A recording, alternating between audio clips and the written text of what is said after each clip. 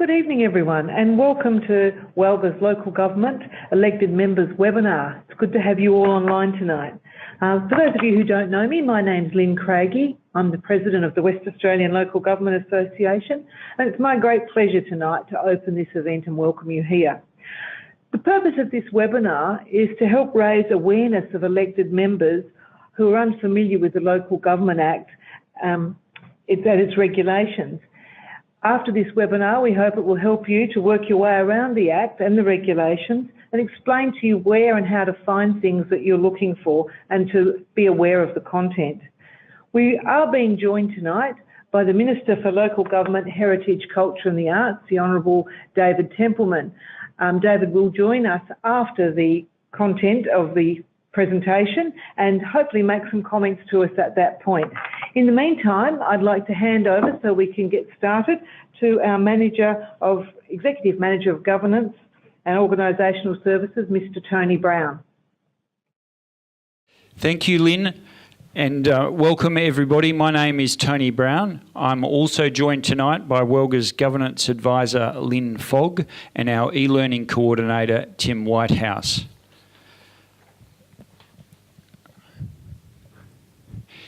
In this evening's presentation, we will discuss the Local Government Act in perspective, what the Act sets out to achieve, how to read the Act and regulations, the roles, responsibilities and obligations of elected members.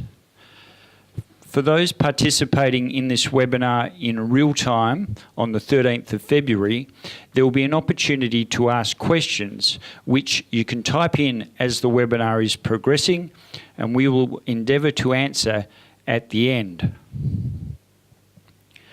In viewing a recording of this webinar at a later time, you can forward your questions to the email address shown here and again on the final slide. Section 1, the Act in perspective. There are three spheres of government in Australia: the federal, state and local government. Because local government makes decisions about so many things that affect our everyday lives, it is often described as the sphere of government that is closest to the people, the grassroots form of government. Local governments throughout Australia come under the control of the states. This is because local government was not listed as a Commonwealth power within the Australian Constitution and is therefore part of the residual powers of the state. Section 52 of the WA Constitution Act 1889 requires the state legislature to maintain a system of local government and provide it with relevant powers. It is therefore often said that local government is a creature of state legislation. Section 2, what the Local Government Act sets out to achieve. So we know that state parliament can make laws relating to a system of local government and give local government powers. The current Act is the Local Government Act 1995, which commenced on 1 July 1996. What is the purpose of this Act? Parliament provides information on the purpose and intent of legislation within the legislation itself. Section 1.3, paragraph 2 of the Local Government Act outlines the Act's intention. The Act is intended to result in better decision-making by local governments, greater community participation in the decisions and affairs of local governments, greater accountability of local governments to their communities, and more efficient and effective local government. Section 1.3, paragraph 3 of the Act outlines how local governments should go about pursuing their objectives. It is to use its best endeavours to meet the needs of current and future generations through an integration of environmental protection, social advancement and economic prosperity. Note that the statement equates to the triple bottom line sustainability framework.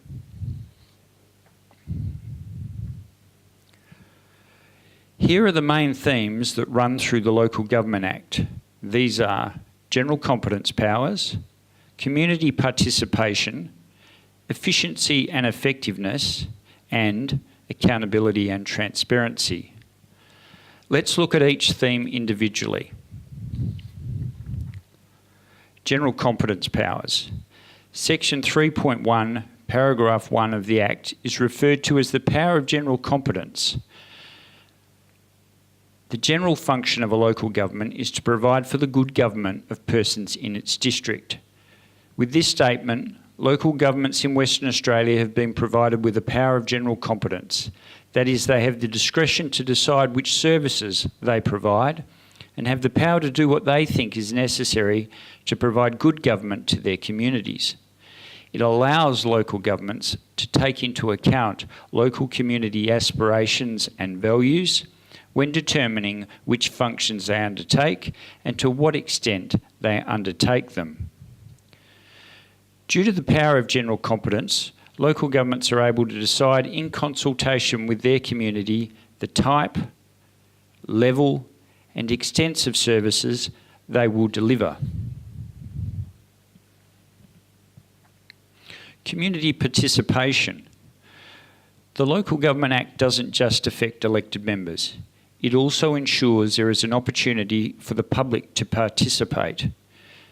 As you can see, the level of community access to the affairs of a local government are vast. As well as increasing accountability and transparency of a council's activities, public participation also upholds the grassroots nature of local government as being the closest tier of government to the people.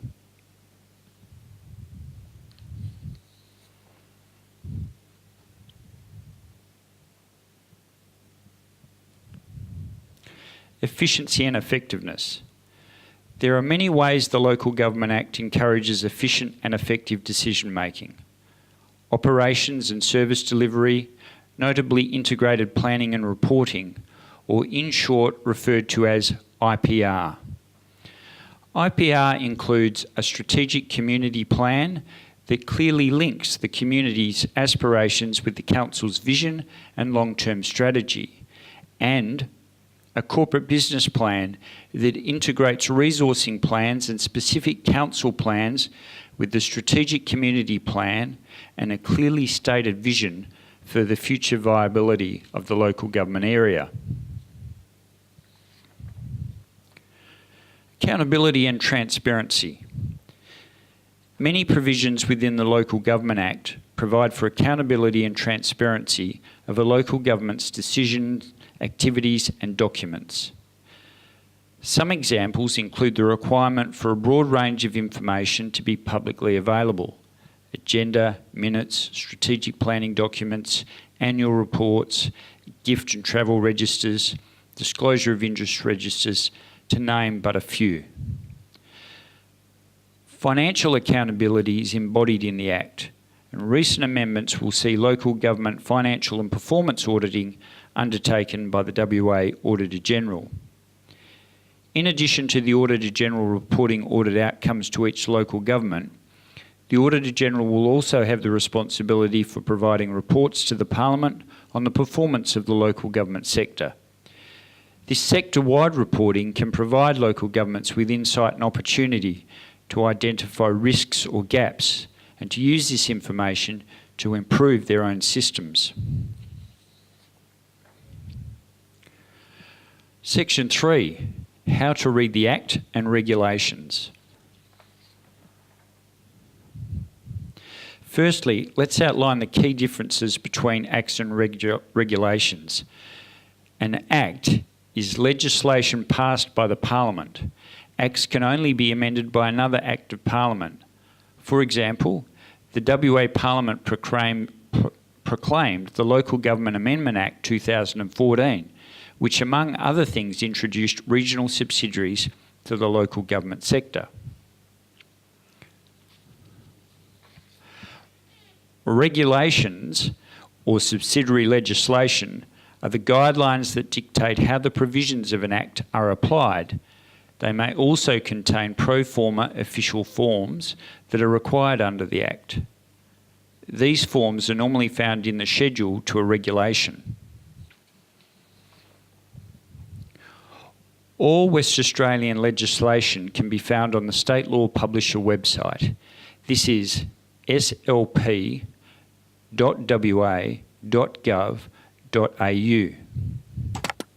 From here, you can search for any acts and regulations, known as subsidiary legislation, currently in force and ceased.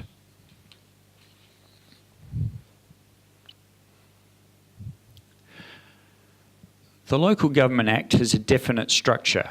It is divided into 9 parts. Each part deals with a different subject.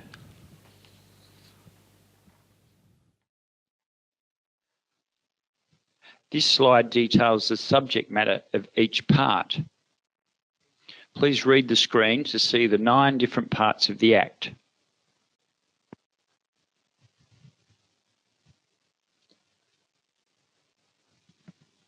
Let's now look at Part 3 of the Act, Functions of Local Government.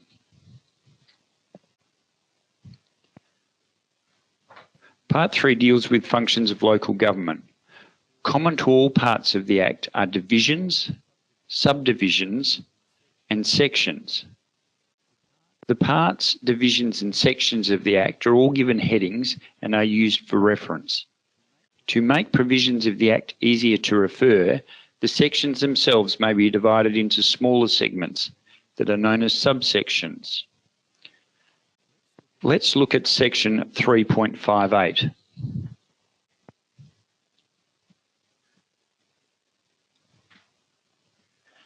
Sometimes the subsections are broken down further, still into paragraphs, as can be seen, with paragraph 1 and paragraph 2 of section 3.58 on your screen.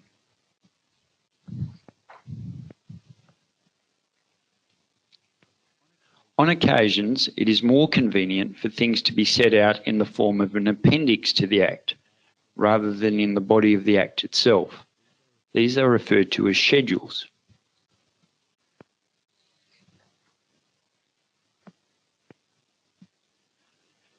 An example of a schedule would be Schedule 2.2, which is provisions about names, wards, and representation.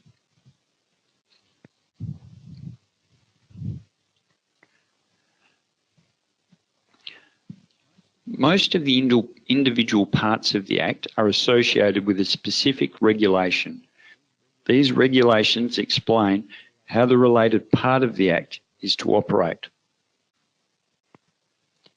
Notice here that Parts 1 and Part 8 of the Act do not require regulations to be made.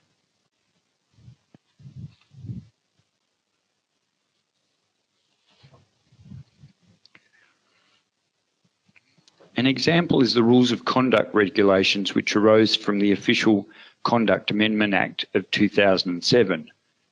We will look a bit more closely at the Rules of Conduct regulations a little later on in the presentation.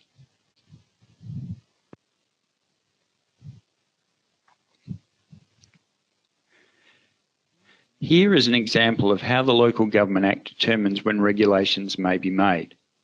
Section 3.57 of the Act permits regulations to be made for tenders for providing goods or services as highlighted in paragraph 2. We know that Part 3 of the Act relates to the functions and general regulations. When we look in these regulations, we find a reference back to section 3.57.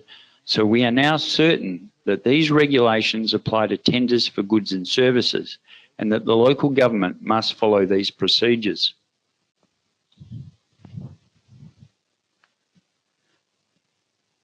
The second example shows that sometimes the Act is very specific about what a regulation is intended for. Section 5.25, paragraph 1 on your screen, sets out a number of matters for which regulations may be made, numbered A through to J. But we'll just look at D, methods of voting at council or committee meetings. We know that Part 5 of the Act relates to the administration regulations. When we look in the regulations, we find a reference back to section 5.25, paragraph 1, subparagraph D. And of course, this can deal only with voting. Let's compare this with our previous example. Note the difference. Section 3.57 makes only the briefest of reference to tendering for goods and services and permits the making of regulations to deal with the substantial details of how tendering is to be performed. The final example of the Act referring to a regulation is when the word prescribed appears. The appearance in section 5.82, paragraph 2, subparagraph A of the word prescribed makes us aware the amount will be set in a regulation. We know that Part 5 of the Act refers to the administration regulations. Regulation 25 references section 5.82 2A, so we are certain this regulation will provide details on the prescribed amount of a gift.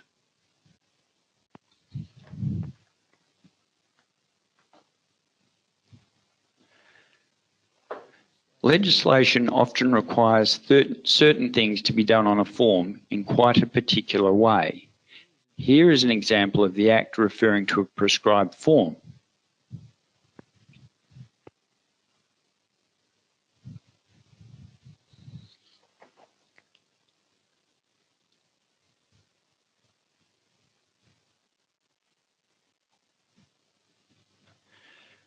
The best known example of a prescribed form is the declaration signed by elected members when elected to office. You'll find prescribed forms in the schedules at the back of each regulation.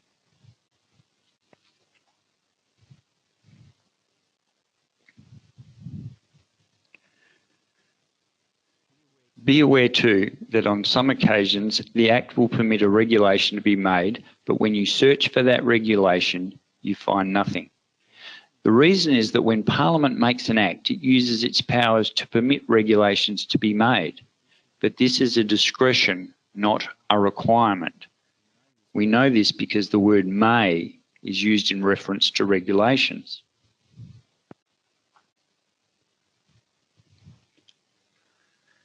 Here is an example of a provision for a regulation that is yet to be made. In the Local Government Act, Section 5.40 prescribes that such other principles not inconsistent with this division as may be prescribed.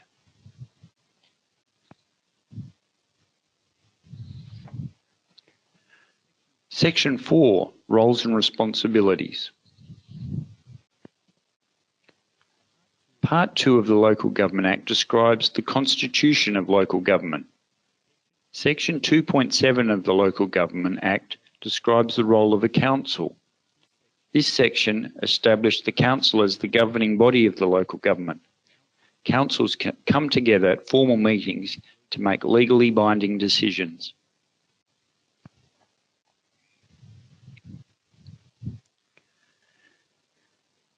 You will also be familiar with Section 2.10, as this section describes your role as a councillor. Please note that individual councillors have no decision-making powers.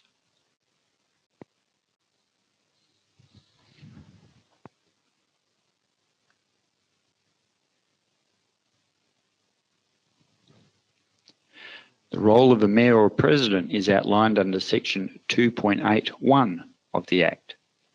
As with councillors, the mayor or president has no specific powers but provides a crucial leadership role in the structure of the local government and is the spokesperson for the local government.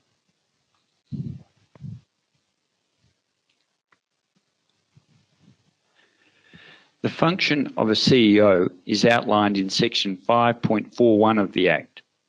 These provisions provide the CEO with functions that only they can perform or choose to delegate to another employee.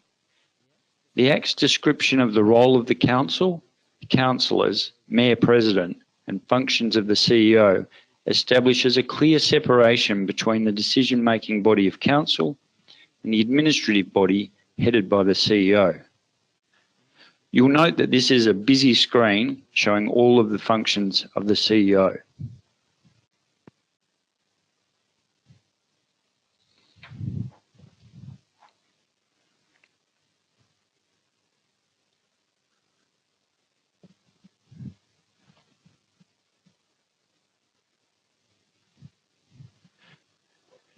Moving on to delegation. Although there are clear lines of separation between the roles and responsibilities of the council and the administration, the Local Government Act does permit the council to delegate its decision-making powers to the CEO. The council is responsible for determining just how much power it wishes to delegate. But there is a general rule of thumb that anything which of an operational day-to-day management nature or applications for an approval that meets all legislative requirements tend to be delegated.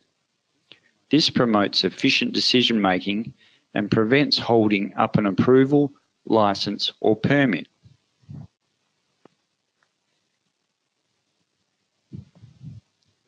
But there are many matters that the Local Government Act does not permit the council to delegate. Chief amongst these is any decision requiring an absolute majority decision under A.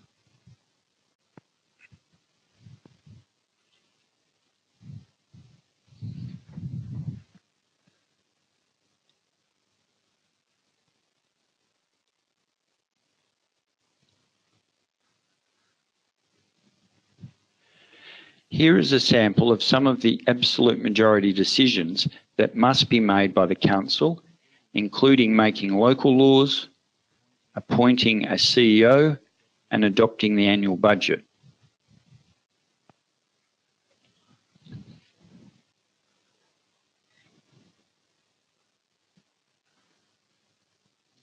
We previously discussed in section 3.1 of the Local Government Act provides council with general competence powers.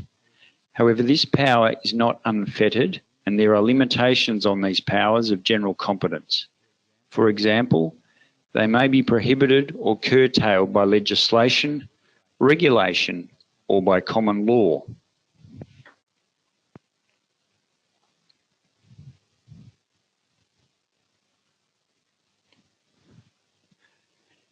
If you recall earlier, we discussed the declaration that all elected members sign on election to their council, and that includes the requirement to observe the rules of conduct regulations. These regulations set out general principles to be observed and, more importantly, set out circumstances where a breach of the regulations may be reported to the Standards Panel.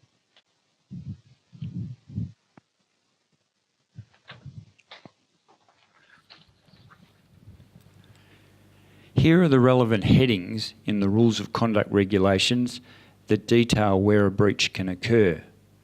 Regulation 4, Contravention of Meeting Procedures Local Law. Regulation 6, Use of Confidential Information. Regulation 7, Personal Advantage.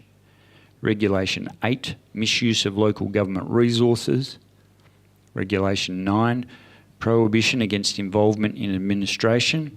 That means you must not undertake a task. Regulation 10, Relations with Local Government Employees. This refers to that you must not direct or attempt to direct an employee. Regulation 11, Disclosing Impartiality Interests. And Regulation 12, 14 and 15 are around gifts and travel.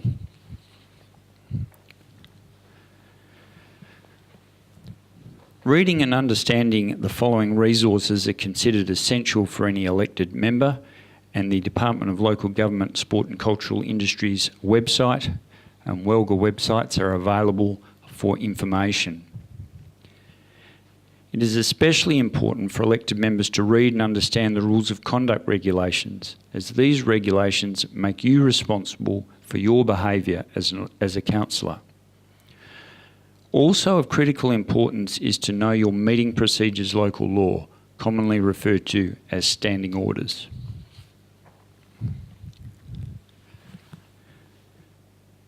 For further information on your role as an elected member, we highly recommend WELGA's Elected Member Learning and Development Pathway, a collection of face-to-face and e-learning courses specifically developed to meet the needs of elected members in Western Australia. For more information on these training courses, please go to the WELGA website or contact WELGA's training team.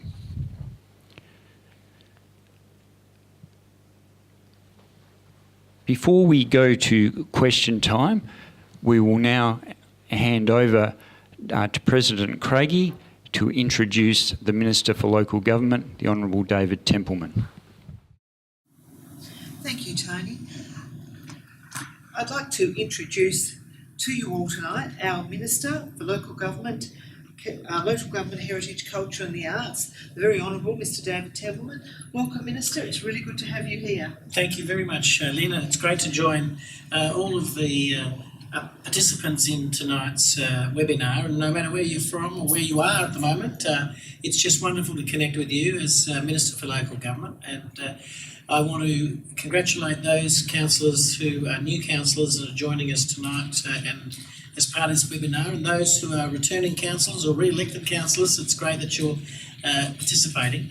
Look, as Minister Lynn, I'm just very pleased to be part of the webinar tonight, and I suppose in terms of my message, it's very much about the importance for elected members to make sure that they are certainly avail themselves of the training that WELGA provides. It's outstanding training, it's important training, and it certainly gives you as an elected member the understanding, knowledge and capacity to do your job to the best of your ability. I want to congratulate you for putting your hand up to be a councillor.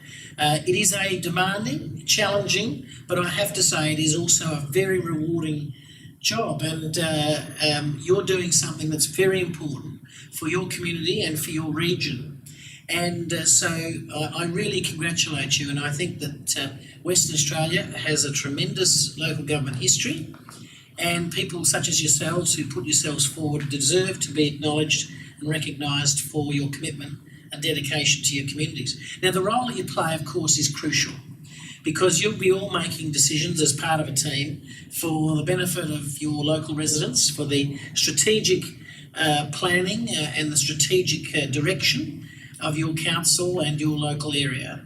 And those decisions, some of them will be very difficult decisions, some of them will be decisions that you'll need to research very carefully and closely before you land on a decision. And to do that, making sure that you're aware of the Local Government Act, and congratulations, Tony, from WELGA for your very thorough outline of the Act. It's a pretty big one. It's a fat piece of legislation, but it does oversight the things that you are responsible for and how you carry out your role. So the decision making that you make, I want to make sure is, of course, and I'm sure you will too, is made with the best information available and very thorough knowledge and understanding of the role and responsibility that you bring to that decision-making process. So I'd encourage you to get to know that Act. I'm going to say very shortly to finish that it will change, but I'll talk about that in a second. But it is an important, very important piece of legislation, and all of those regulations that sit within it that will help you do your job to the best of your ability. I also encourage you all the time to ask questions. For those of you who are new, and you will have hopefully some experienced councillors in your team. They're a great sounding board for advice, and I know that many of them are excellent mentors for new councillors. Of course, your CEO and his team or her team play a crucial role in advising you and giving you the advice that you require to make those decisions you need to make. And at the end of the day, if you know, and you can put your hand on your heart knowing that you made a decision based upon the best information available on behalf of your community, then I think you have indeed succeeded in that respect. Look, we're going through now a very important process of reviewing the Local Government Act, and I want to thank Lynn and the team from WELGA as well as the local government professionals organisation and other stakeholders who've been part of this review process. We've concluded the first phase, which now has had a document out for consultation and feedback, and of course we're commencing the second phase of that review, which looks at a whole range of other areas with regard to the Local Government Act. At the end of the day, I as Minister want to make sure I'm a champion for you as elected members and for your councils. Local government plays a critical role in our democracy in Western Australia. It is the level of government closest to the people. Therefore, your engagement with your ratepayers, with your residents, your key stakeholder groups is really important. And I hope you find this rewarding. Please enjoy the experience of being a councillor, because it is a rewarding and a privileged position. And those that throw themselves into it with passion and dedication, I think will get a lot out of it. And knowing that you're making decisions on behalf of your community. So Lynn, that's what I want to say to begin with, but it's just great to be with you tonight and to participate in the webinar, and I look forward to listening to the questions that people might raise. Thank you very much, Minister. It's really good, and we do acknowledge that the Minister has come out from the first day of sitting in Parliament to be with us. He is going to stay and participate, or at least listen into the questions as they come in. So thank you, Minister, and we'll go back to Tony for our questions. Thank you. Ladies and gentlemen, we've run out of time. Thank you so much for your participation. I'd like to thank WELGA's President Lynn Craigie for opening today's event, and the Minister for Local Government, Heritage, Culture and the Arts, the Honourable David Templeman, for his contributions this evening. I'll now invite the Minister for some closing comments. Thanks, Tony. Just very quickly, congratulations to WELGA. This is very important, these webinar sessions. Can I again encourage everyone to keep asking questions, to keep on liaising with WELGA and, of course, your the expertise within your council as you find this role more exciting and challenging as you go on. And I look forward, as Minister, to hopefully visiting and meeting personally with a number of you over the coming year as I venture out into regional Western Australia and into the metropolitan area councils and hear from you just how you are enjoying and experiencing being an elected member for your community. Thanks again. Thanks a lot, Minister. A reminder to everybody, we'll be posting responses to all questions submitted, along with a recording of this webinar on the WELGA website within the next few days. You'll be notified when this goes live through the usual channels.